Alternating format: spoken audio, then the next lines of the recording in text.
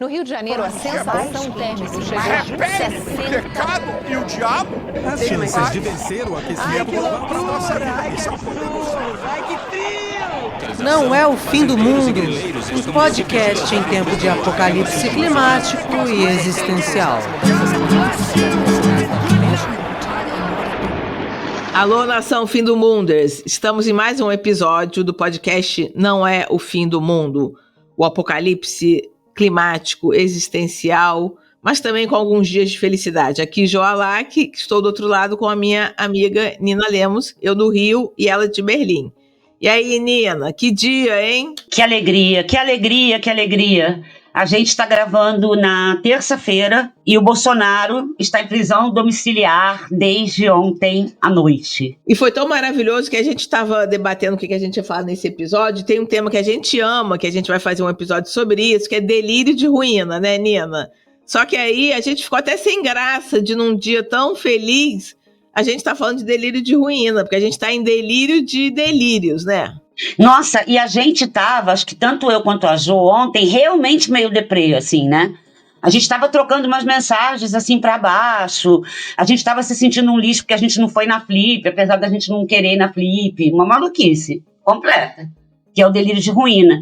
Aí, de repente, paf, tudo mudou. E pra vocês não deixarem o delírio de ruína atropelar a gente, não esqueçam que esse podcast tem financiamento coletivo no Apoie-se, no Orelo e no Patreon para quem está fora do Brasil. Ajudem! É muito baratinho e vocês têm direito ao episódio proibidão.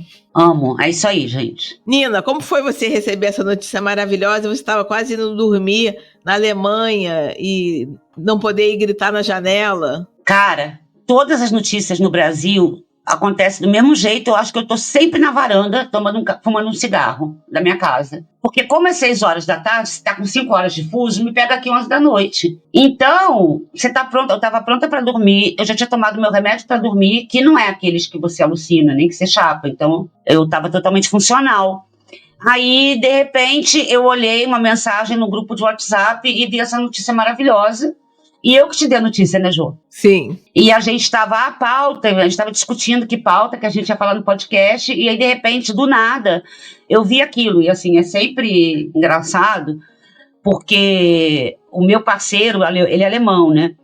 E acho que para ele, talvez ele já tenha se acostumado, mas a gente é muito vida louca, né, Jô? A gente brasileiro. Sim. A nossa vida não é uma linha reta, gente. A nossa vida é uma rampa de montanha-russa, sempre. Montanha-russa, é. É montanha-russa. Tipo assim, ele falou assim, já vou dormir. E também tava meio deprê. Eu falei, também já vou, tô cansado, tô deprê.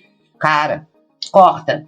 Próxima cena. Eu tô a mil na varanda, eu tô fazendo um café, eu tô ouvindo Apesar de Você, eu tô mandando várias mensagens de áudio pro Brasil, tipo, fazendo uma festinha. Eu acho que tudo isso tem uma ligação com a Alcione Marrom, nossa musa, a gente te ama. Maravilhosa. Porque vocês devem ter acompanhado, a Alcione mandou um recado pro Trump. Ela falou, quero mandar um recado pro Trump no sábado. Ele precisa deixar o Brasil em paz. Larga o Alexandre de Moraes, nosso ministro maravilhoso. Quando sair daqui, vou fazer uma macumbinha pro Trump. Disse Marrom. E depois disso, teve em Nova York, pessoas sentiram um terremoto. Você viu isso? Teve, eu vi. E agora teve essa notícia maravilhosa, bombástica. Então, não deixe o samba morrer, gente. Nunca. E, cara, inventaram uma fake news que ela tinha sido internada, né? E eu acreditei, assim, por um minuto. Sim, porque a gente acredita, porque como não, né? Mas era a galera querendo xoxar a Alcione e pegar uma notícia de anos atrás para espalhar de ódio que eles ficaram. E quem foi internado, de verdade, não foi ela. Foi aquela pessoa. O chefinho do gabinete do ódio. Carlos Bolsonaro, pelo que eu li, ele desceu de um voo, parece, e aí teve a notícia. E quando teve a notícia, ele teve um treco. E aí ele teve que ir para a emergência do hospital. Olha, a gente vai rir, sim. Sim. Porque eu quase já fui parar na emergência do hospital por causa do Carlos Bolsonaro, sabe? Claro. Já mesmo, assim, real, por ataque de gabinete do ódio, assim, que teve um dia que, por muito pouco, eu não tive que ir pro hospital. Então, assim, Cara, é só alegria. É só alegria. E eles são tão machos, né, Jô? Eu acho tão maravilhoso isso. Cara, como é que chamava aquele livro do Gabeira? O livro do Gabeira que chama O Crepúsculo do Macho, que é um dos livros de quando ele voltou do exílio e tal. Então a gente está vivendo o apocalipse do macho, com esse título maravilhoso do Gabeira, que ainda combina, né, com o Crepúsculo de Cubatão, que é O Crepúsculo do Macho. Recebeu a notícia de que o papai estava preso em casa, gente, nem é tão ruim. Eu, hein? Não vou poder ver meu papai. Baixou o hospital. Recuperaram um tweet do Eduardo Bolsonaro que é o seguinte: ladrão de galinha ir para a cadeia e ladrão amigo do rei para prisão domiciliar, leia-se mansão, é sinônimo de impunidade. Infelizmente, juízes se utilizam de brechas nas leis para favorecer alguns. É preciso revogar o Instituto da Prisão Domiciliar. Quem falou? Eduardo Bolsonaro. Cara, que maravilha, né, cara? Que maravilha. É muito maravilhoso. Eu acho que esse episódio é um episódio sobre como o mundo dá voltas, né? Sim, eu acho que, com certeza, até alguém botou isso ontem, eu li isso em algum lugar ontem, é verdade.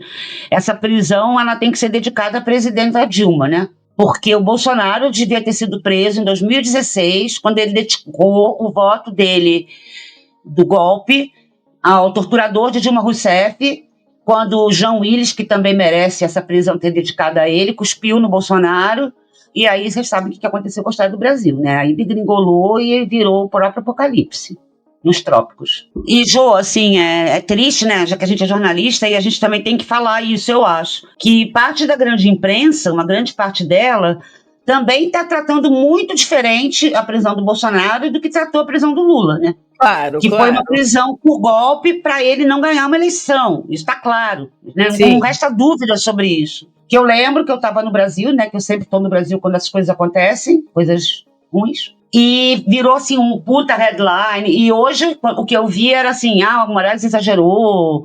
Eu vi muito pedido de conciliação, entendeu? De assim, não trata ele tão mal. Eu não vi isso quando o Lula foi preso arbitrariamente. Exato. Uma prisão espetacularizada. Eu não vi isso, não.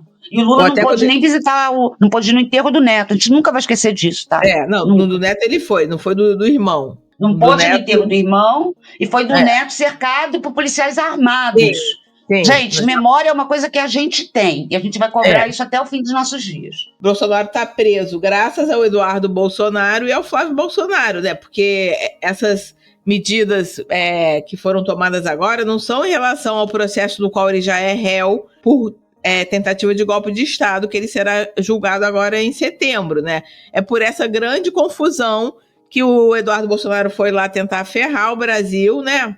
E continua tentando, né, Ju? Continua tentando e mesmo assim, apesar do Bolsonaro ter ido lá no Congresso fazer aquela cena com a sua tornozeleira eletrônica, aquele alvoroço, daí, né, o Moraes advertiu que não podia, os advogados falaram, a gente não sabia, não entendeu que era assim, né, porque vamos lembrar que na semana passada, quando o Bolsonaro deu aquele show, se cogitou, né? Falaram, agora ele vai ser preso.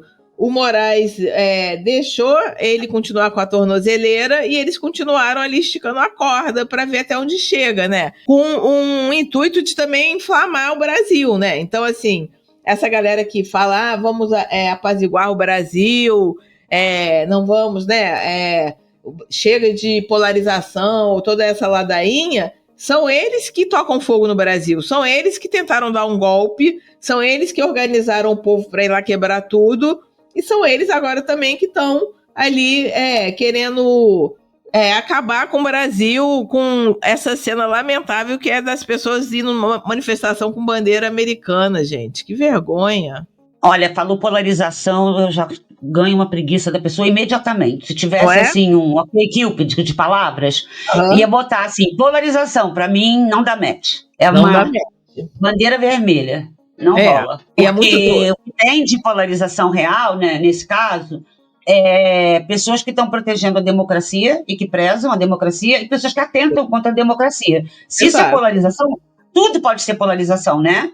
Claro. Tipo assim, a lei e o fora da lei, o que rouba e o que trabalha, tudo então é uma polarização. Então, se tem essa polarização, a gente está do lado da democracia, obviamente, Se você não tem meio termo, não dá para negociar, não tem meio democrata, isso não tem. E é claro que a gente está acompanhando o desdobramento disso juridicamente, e vai ter uma pessoa que vai achar que foi exagero, outra vai pensar que não foi, mas o que não pode acontecer é uma pessoa estar sobre medidas cautelares e ela cuspir na medida cautelar, né? Conclamando, gravando vídeo para manifestação, pelo amor de Deus, gente. Realmente, se eles querem fazer o louco, né? Então, eles aceitam as consequências disso. E, Jô, é muito louco isso que você está falando sobre juristas, porque ontem, quando eu acordei de manhã, eu li o seguinte post do Augusto de Arruda Botelho. Ontem de manhã, que fique claro. Assisti apenas agora o trecho da manifestação no Rio, em que Bolsonaro cumprimenta as pessoas e, posteriormente, isso é divulgado na rede social de seu filho. Para mim, não resta dúvida. Bolsonaro desrespeitou a decisão do STF e pode ser preso preventivamente. E ele ainda acrescentou um detalhe importante. Eu não concordo com essa cautelar especificamente. Mas o que ele está falando? Que era pela lei, pronto.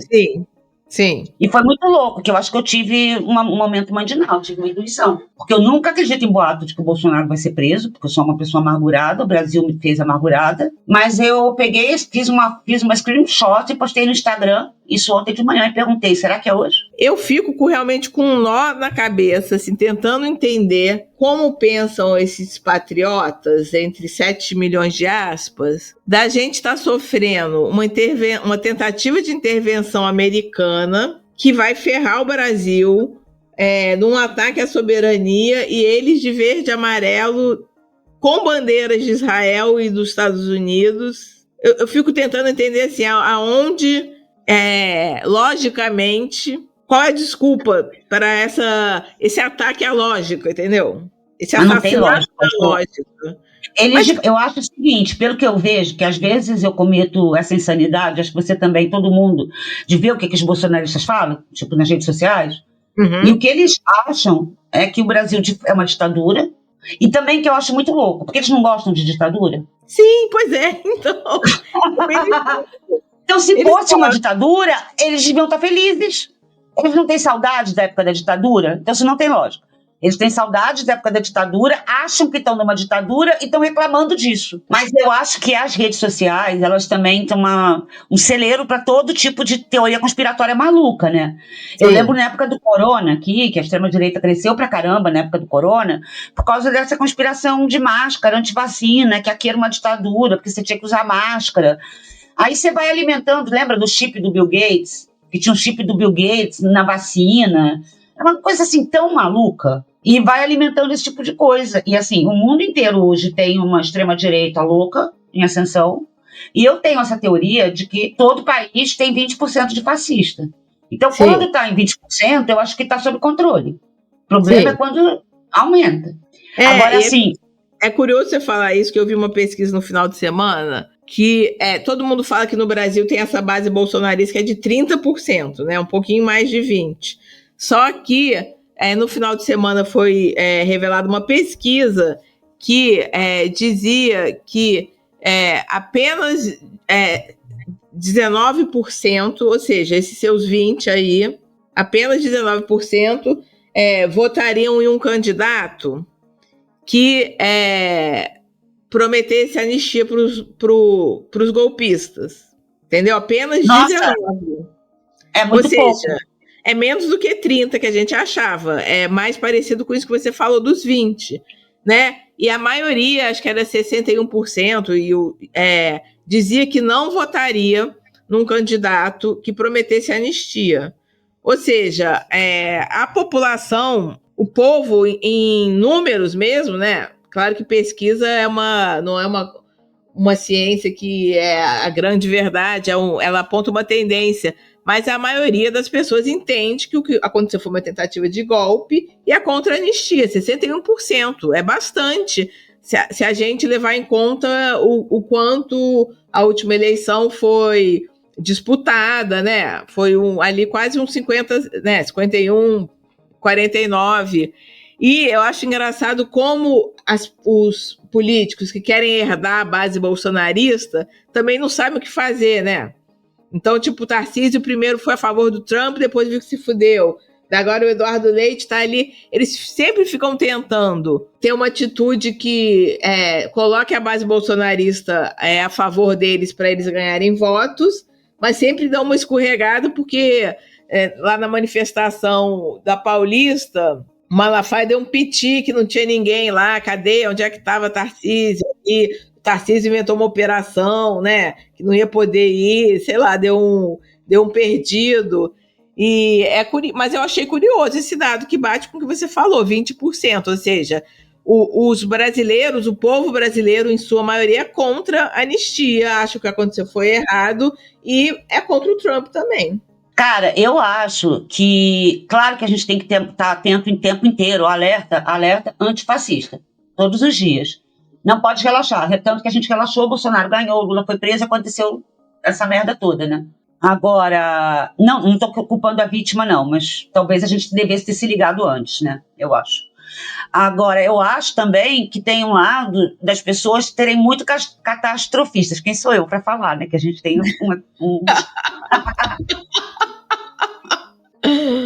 A gente acha que a Terra não vai durar muito depois de 2050, mas isso são dados científicos, números também. Sim. Mas eu acho que as pessoas sempre têm essa tendência ao... Parece que a gente já conversou sobre isso várias vezes, né? Que a gente acha que tem um povinho até legal, que a gente gosta, que a gente gosta de verdade, mas que tem um fetichezinho ali pela extrema-direita ganhar, né? Sim. Meio que algum lado da pessoa cola naquilo, uma coisa neurótica ali de meio que gozar, né? Com essa tragédia. Sim. Porque aqui na Alemanha também, que você lembra que eu dei chilique na eleição? Tem até já registrado nesse podcast. Que no Brasil as pessoas, a AfD vai ganhar, a AfD vai ganhar. Cara, a AfD está crescendo, é super preocupante, mas é assim, o último número que eu vi é horrível, mas é 24%. Vai ganhar? Se continuar 24%, não. Se crescer muito, é horrível. Mas também, sei lá, eu acho que às vezes a gente vê um lado muito trágico. Eu acho que tem isso. E uma coisa que me dá um pouco de cansaço é porque, assim, eu acho que tem muita gente que... Ontem mesmo eu estava pela internet, eu vi... Tinha um curso sobre a extrema-direita, entendeu?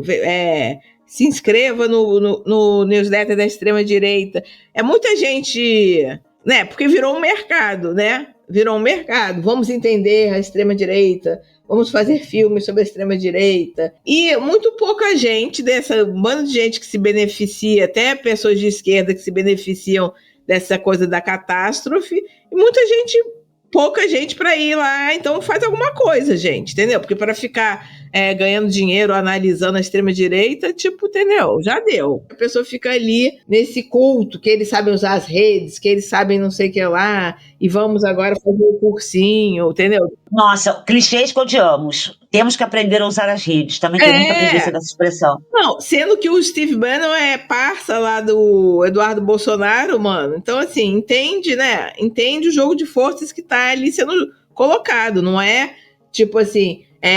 as redes são dominadas pelos fascistas, né? E, gente, quem são os donos das redes sociais? Vamos lembrar, são os apoiadores do Trump.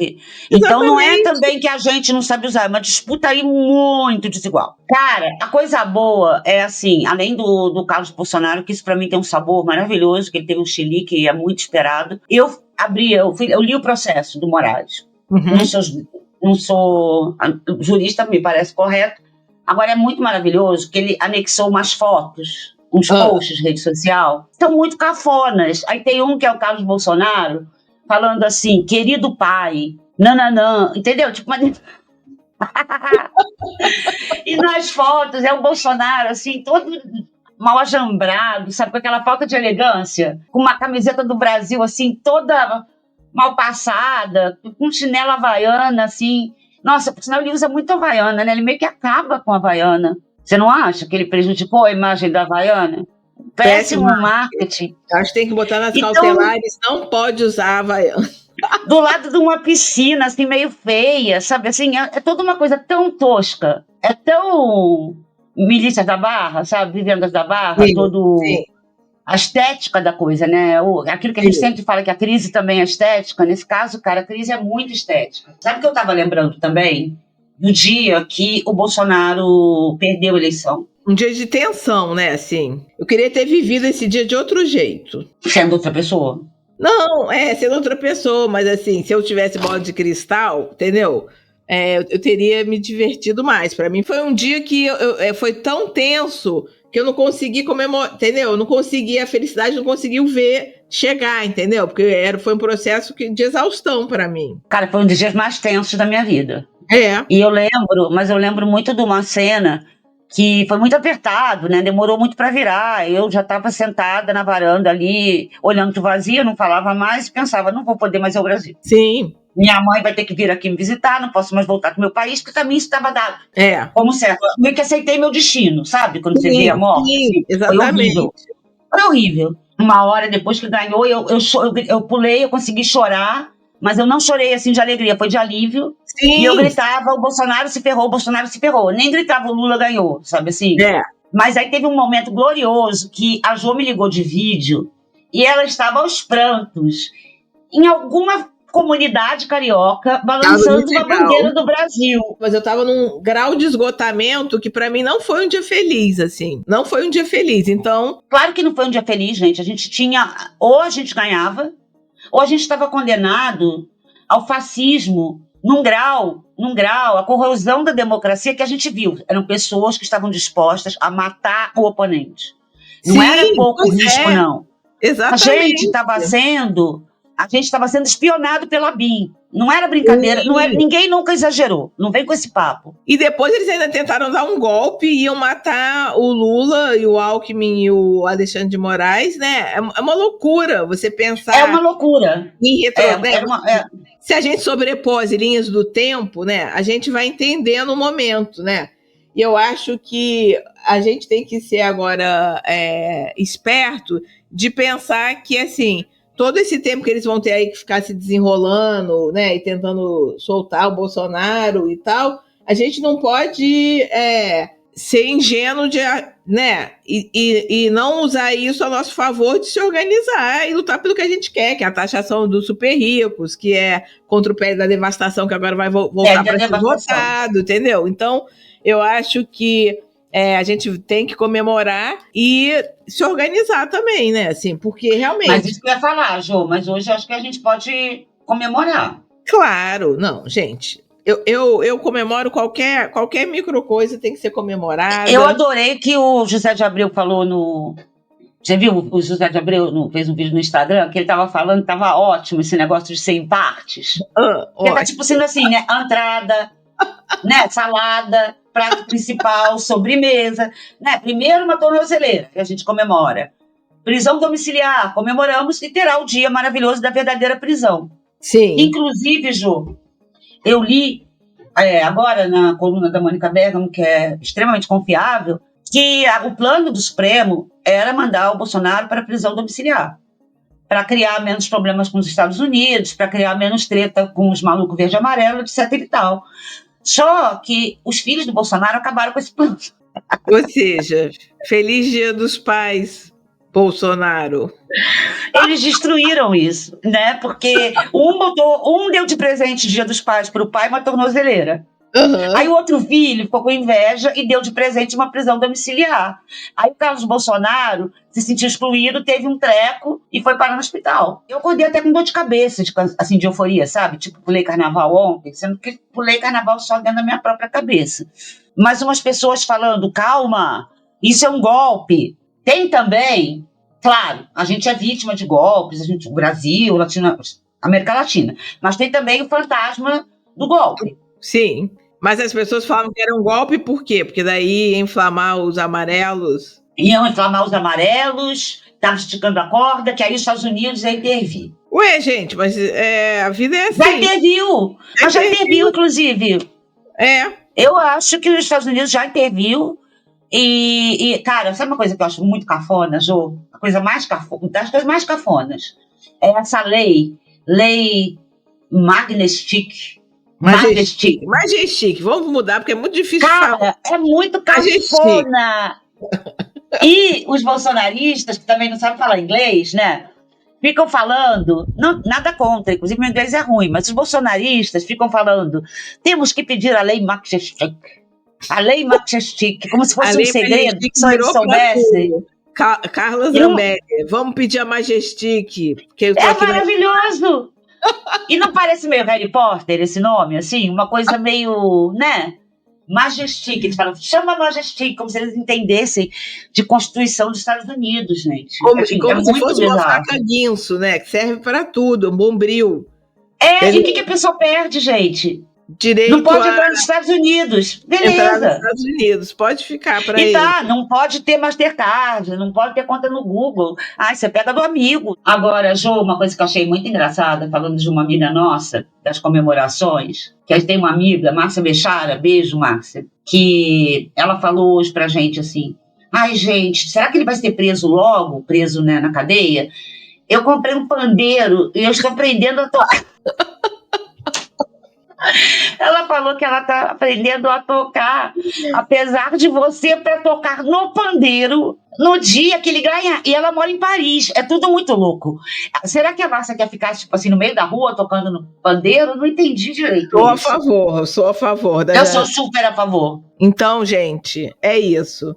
Pegue seu pandeiro. Se você não sabe tocar pandeiro, aprenda a tocar pandeiro ou qualquer outro tipo de comemoração. Afinal, Bolsonaro tá preso. E essa semana, a semana toda é final de semana, eu acho, né? E assim, gente, agora eu vou falar uma coisa assim séria. Eu não esperei ver isso. Você não não esperava. esperou. É só a Não. gente retroceder. Se você não ouviu os podcasts anteriores, ouça, que tá tudo registrado, né, Nina? Eu não esperava e eu tô de fato muito aliviada. É uma sensação parecida com a sensação quando o Bolsonaro perdeu a eleição, né? É um alívio, assim, né? Que você faz um assim... Nossa, até dormi bem, né? Achei que ia ficar com insônia de alegria, mas eu dormi muito bem de alívio. Então, sobre as bênçãos de Morfeu e do STF, a gente se E do despede sushi, lembra disso? De um amigo nosso que falava que a vingança é um sushi? A vingança é um sushi.